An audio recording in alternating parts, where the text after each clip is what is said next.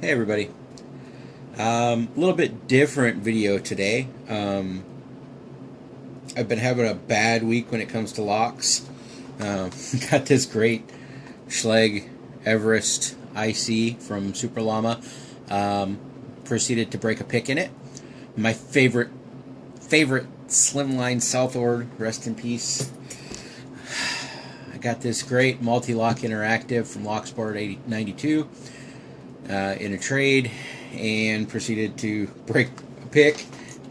I mean, really, who breaks a flag pick? Apparently, I do. So I decided to take a break from destroying my tools and show you something that I recently figured out. That is decoding combination locks. First, a little about this lock. This is a Master 1500. Dates back anywhere from 1935 to 1951, based on the knob style. When I got this, it did not have a combo with it. It was just a lock. So I went ahead and when I dated it, I decoded it. And there are lots of ways to do this. There is a calculator, and the algorithm's been discovered long ago. It's on the internet. It's not hard to find. But there's an easier way, in my mind, to do it, a brute force method. So it's basically the same thing you do in safe cracking. You turn the knob until you feel the gates, and then you go the other direction. Write it down if you want to write it down, but then you go the other direction until you find the false gate, and then you turn back until the lock opens. And that's exactly what I'm going to do with this one. Masters and most combo locks based off the 1500 start with counterclockwise, then go clockwise twice, and then counterclockwise to your last number and pull. So let me see if I can show you what that looks like.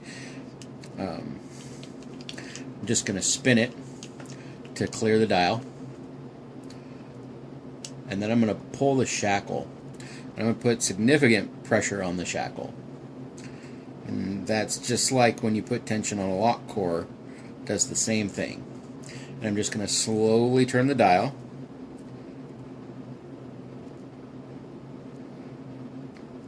Until it stops.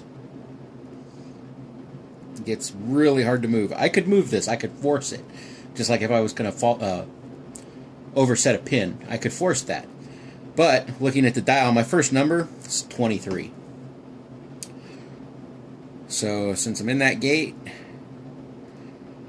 I'm going to start going clockwise now. I don't feel anything yet. Some stiff stuff, but that's not a gate, that's just a stiff knob.